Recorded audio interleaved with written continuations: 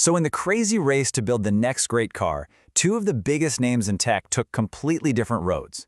On one side, you have the most valuable company on the planet, which spent a decade and billions of dollars and ended up with absolutely nothing. On the other side, you have a smartphone maker under huge pressure that launched a hit car in just 3 years. So how in the world did that happen? Let's break it down. And that's really the central mystery here, isn't it? It's a story about massive ambition, clashing strategies, and what it even means to innovate today. How did Xiaomi pull this off while the mighty Apple just couldn't? Well, the answer actually tells us a ton about where the whole world of tech is heading. All right, to really get to the bottom of this, we need to put these two car projects side by side. You've got Apple's super secretive Project Titan on one hand and Xiaomi's very public, all-out sprint to build its SU7 on the other. And when you look at them like this, the contrast is, well, it's just wild. Apple got started way back in 2014. After a full decade of work, the end result was nothing. The project got canceled. Xiaomi, though, announces its plan in March of 2021, and just 3 years later, it's delivering its first car. The difference in those timelines is absolutely staggering. And then, you have to talk about the money. Apple reportedly burned through over $10 billion on Project Titan. I mean, just think about that number for a second. $10 billion. That's a truly astronomical amount of cash, even for a company as huge as Apple. And for all that money, for all that time, they made exactly 0 cars that you could actually buy. A decade of work from some of the best minds in engineering with basically a blank check, and it all just ended. A complete shutdown. This, right here, is the real head-scratcher. So, why? Why did they have such different results? Well, it all starts with the why. The reasons and the pressures driving each company were worlds apart, and that single thing shaped every single choice they made along the way. For Apple, it really boils down to this classic business problem called the incumbents dilemma. Think about it, Apple's entire universe revolves around the iPhone. Every new product has to answer one critical question. Does this help sell more iPhones, or does it hurt the iPhone? A car, with its own software and its own screens, was a huge risk because it could end up competing with the iPhone instead of supporting it.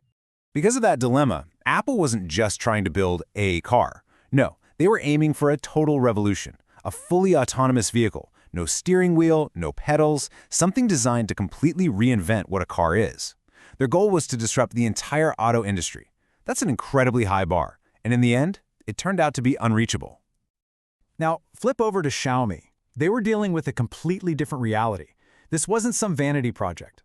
Back in 2021, they were facing the very real threat of US sanctions that could have crippled their main business, smartphones. So their board asked their CEO, Lei Jun, this really existential question. For them, building a car wasn't a cool side project. It was a potential lifeline. And because of that, Xiaomi's strategy was the complete opposite of Apple's. Their goal wasn't disruption, it was integration.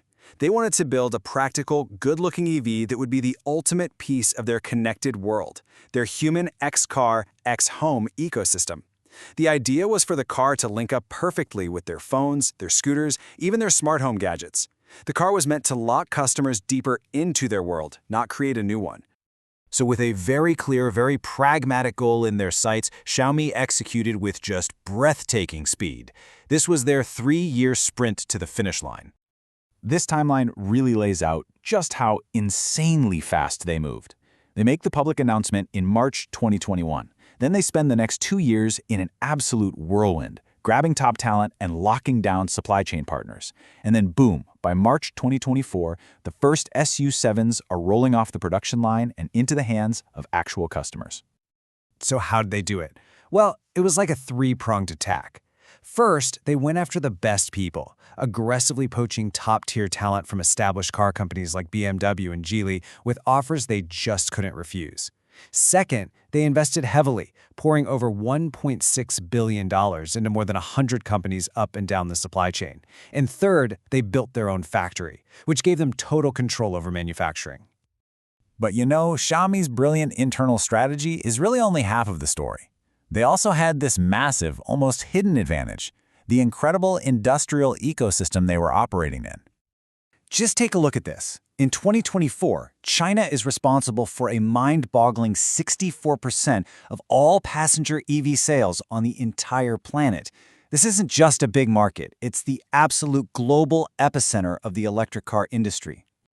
And what that means for a company like Xiaomi is that they didn't have to build a car industry from the ground up.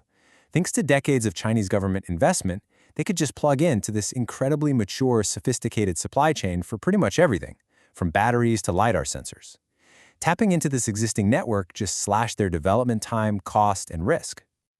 So no doubt about it, Xiaomi has pulled off a stunning success with its launch, but, winning the first battle doesn't mean you've won the war. The road ahead for them is actually filled with some pretty serious challenges. This really puts things into perspective. As successful as the launch was, Xiaomi is still just a tiny fish in a massive pond. I mean, they're competing in a hyper-competitive market against absolute giants like BYD and Tesla, companies that are operating at a scale of millions of cars per year. And if they want to grow, their global ambitions are running into a harsh reality. To be a top 5 global automaker, they have to sell cars outside of China. But geopolitics has thrown up huge roadblocks. The US has a 100% tariff on Chinese EVs, which basically locks them out. The EU and other places are putting up their own barriers too, which makes expansion a huge uphill battle. And so this all brings us to one final big question. This whole story of Apple versus Xiaomi, it really forces us to ask what innovation really means today. Is it about pure invention, creating something revolutionary and totally new from scratch? Or is it more about clever integration, masterfully piecing together existing technologies in a new way that creates value? Xiaomi's success really seems to suggest that the answer to that question might be changing.